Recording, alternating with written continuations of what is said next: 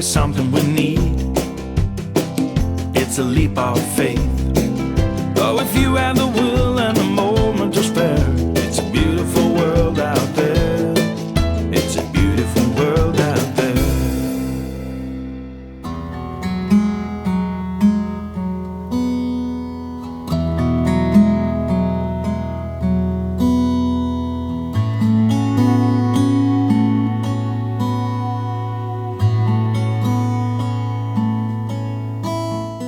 We start our walk today at the free car park at Stirling Mills.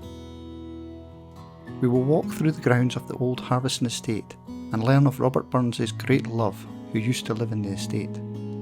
On our return we will pass the River Devon, immortalised in one of Robert Burns's poems, and learn of the local coal mines.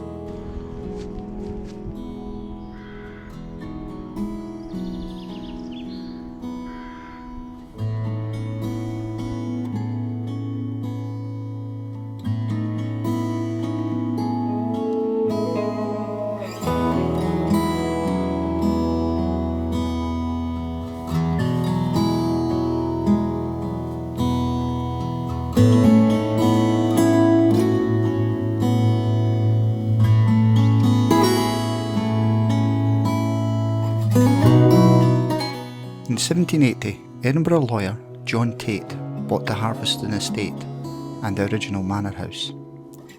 In 1804, John's son Crawford constructed Harviestoun Castle after inheriting the estate from his father in 1800. Sadly, the castle was demolished in 1970.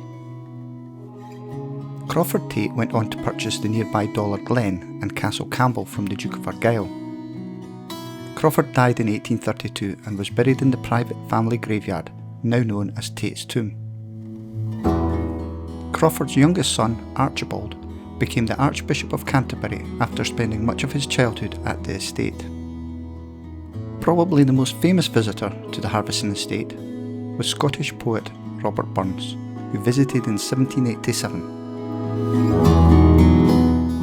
When Robert Burns visited Harviestoun Estate in 1787, he travelled along the banks of the Devon from Stirling. While at Harviestoun Estate, he met Charlotte Hamilton, stepsister to Peggy Chalmers, who lived at the Harviestoun Estate.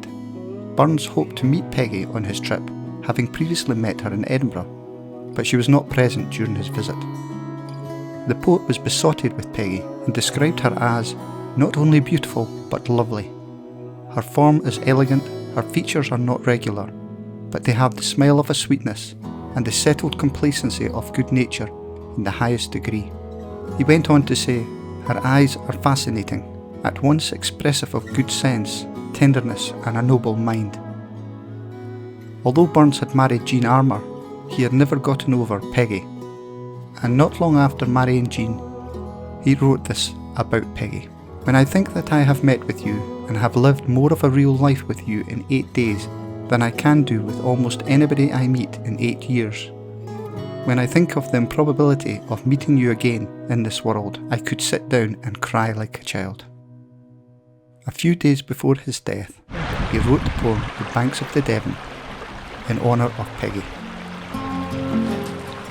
How pleasant the banks of the clear winding Devon, with green spreading bushes and flowers blooming fair.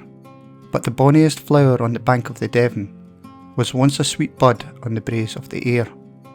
Mild be the sun on the sweet blushing flower, in the gay rosy morn as it bathes in the dew, and gentle the fall of the soft vernal shower that steals on the evening each leaf to renew. O spare the dear blossom, ye orient breezes, with chill hoary wing as ye usher the dawn, and far be thou distant, thou reptile that seizes the verdure and pride of the garden or lawn. Let Bourbon exult in his gay gilded lilies, and England triumphant display her proud rose, are fairer than either adorns the green valleys, where Devon, sweet Devon, meandering flows. Coal was mined extensively in this area through to the mid-1960s.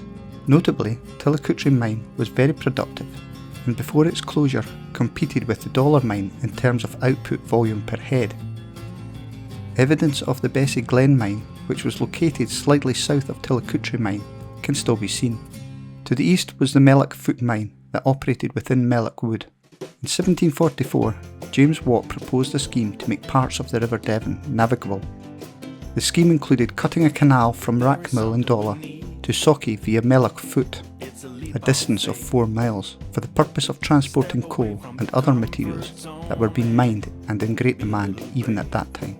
If you have the will